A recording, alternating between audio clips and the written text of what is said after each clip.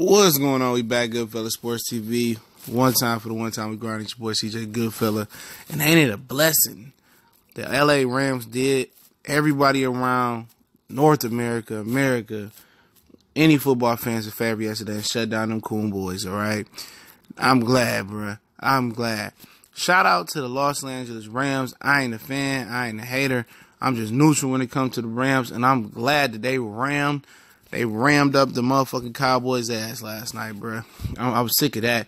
Zeke ain't do nothing. You know what I'm saying? When Zeke wasn't rolling, they couldn't do nothing. Prescott made a good throw to Gallup. He made a good throw to Cooper. Well, that's about it. He ain't no NFL starting caliber quarterback. Everybody, when it comes to Negro's favorite team, when it comes to Skip Bayless' team, or his favorite players out of Oklahoma, or if he a Tebow fan, it's all about intangibles.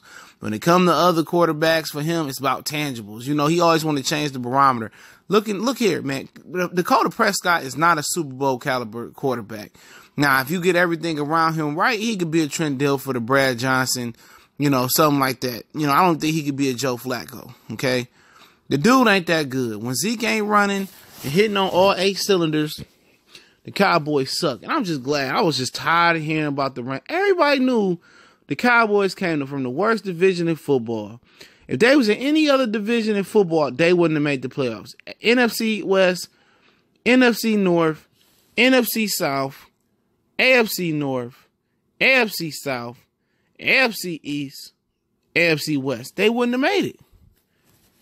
You know what I'm saying? And they acting like this team was 13-3 like they was a few years ago. And they still got molly whooped when they was, 12-4, 13-3 by the Green Bay Packers at home. They was 9-7. They had lost to the Tennessee Titans, bruh.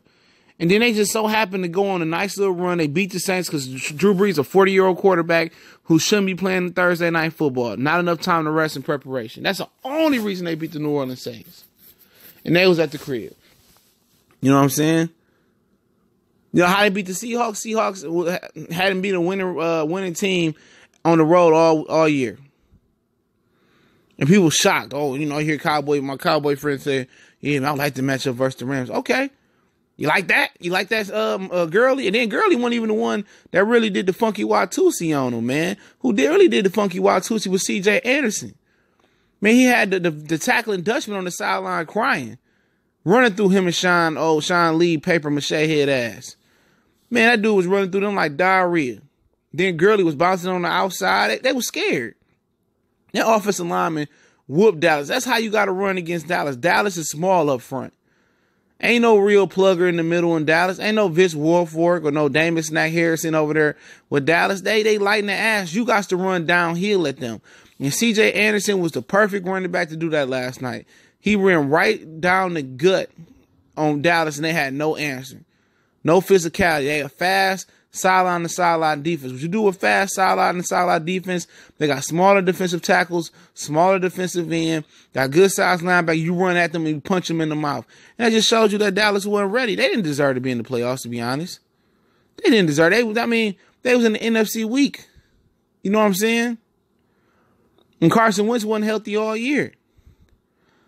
You can't tell me that. You can't tell me that they was better than any other team out there other than Seattle because if that game was at Seattle, they lose. If Seattle had Earl Thomas, they lose. You know, let's just keep it real. They already beat them early in the season at the crib. They just caught Seattle at the right time. And they got them at the right place. But the LA Rams did everybody a public service last night. I'm tired of hearing about the Cowboys. I want to see what excuse Skip Bayless come up with. Because you know they're going to come up with a whole bunch of excuses. You already know what it is. The Cowboy fans going to come on, well, that wasn't a sack on Dak Prescott. I ain't trying to hear that, bruh. I ain't trying to hear that. Because it's a blessing. After they looked up and beat the Rams, then the Lambs, after they looked up and beat the Seahawks, now the Lambs come whoop that. I'm glad the Lambs whooped them. I don't even care who win the Super Bowl, bruh. From that come least from the NFC. As long as it wasn't them coon boys. Now, Dak Prescott and Ezekiel Elliott can hop on Jerry Jones' Amistad yacht. That's what it's gonna be. The Amistad yacht. I heard the post game meal was at the racist ass Papa John's that Jerry Jones owned in Texas. Excuse me. You know, they had Papa John's, the food of the Coon Boys, the food of the we won't protest, Jerry. You know what they should do? They should have the Coon Boys build that wall. You know, they ain't got shit to do in the off season. They need to get stronger. They should have the whole Dallas Coon Boys build that wall. Real talk. The Cowboys should go out there, Jerry Jones and his millions and millions and millions and millions of Dallas Cowboy fans should go out there, start a GoFundMe, and go build that wall. That fence is really a fence if y'all didn't know that. A lot of ignorant people didn't know that. You know, it's a fence. So have Prescott and have Zeke, since they want to stand and don't want to kneel for injustice. Oh, get Dez Bryant too.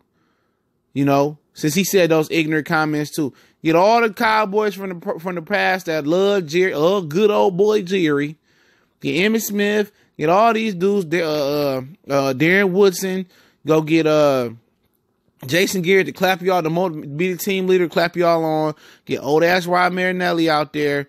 And get Vanner Hosh and all of them out there, and y'all start building that fence, you know, wire by wire, you know, yard by yard. And it may teach y'all some team shit. It might teach y'all some toughness, because the Rams ran through y'all like diarrhea. Y'all was wet Charmin tissue last night, the way y'all played. People say, we only lost by, man, that game was it wasn't that close. Y'all come out there and got some garbage time TDs. Y'all ain't had no chance of whooping the Rams. You know what I'm saying? Oh, he wasn't only sacked only once. Okay, he was sacked only once. What else he do? Nothing. Threw a little slant to Mark Cooper. They thought they was about to win, huh? Thought you was gonna win? Then that boy came out, C.J. Anderson, Todd Gurley running through y'all. Can't keep running away. You can on the Coon Boys. Trust me, you can on the Coon Boys. Appreciate the Rams for doing everybody public service yesterday. Ain't it a blessing, T? Yup. Right back to the draft board. They're going to miss the playoffs next year anyway. They're going to play Prescott, re-up Jason Garrett. Y'all going to be in the same situation, crying like you always do. Goodfellas Sports TV. Don't forget, we on Facebook, Twitter. Also, reach out to me on Instagram if you got a business question. Facebook, Twitter. You can reach out to me in the email if you got a business question, inquiry, or sponsorship. Want to make a donation to the channel? That link's in the description as well. And also, you can check out our Patreon. You just read the description. You got 2 good tiers for really good low prices a month. Y'all know what the business is. One time for the one time. Goodfellas Sports TV. Your boy CJ Goodfella. We gone.